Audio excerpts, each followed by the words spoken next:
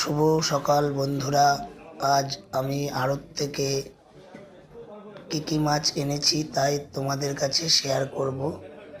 প্রথমে ছিল বোয়াল মাছ, ঢাইং মাছ, ট্যাংরা মাছ, কাচকি মাছ, জ্যান্ত পোয়া ভোলা, একদম তাজা, খুব ফ্রেশ।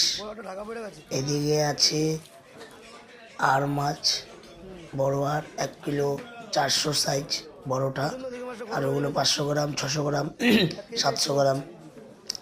তারপরে 2 পিস বড় ঢাইং আছে, 2 পিসে বড় ঢাইং, 5 কিলো ওজন 2 পিস।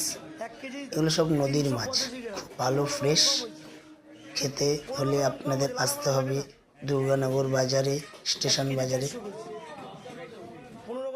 আসলে আপনারা পেয়ে যাবেন একদম ফ্রেশ কোয়ালিটির মাছ।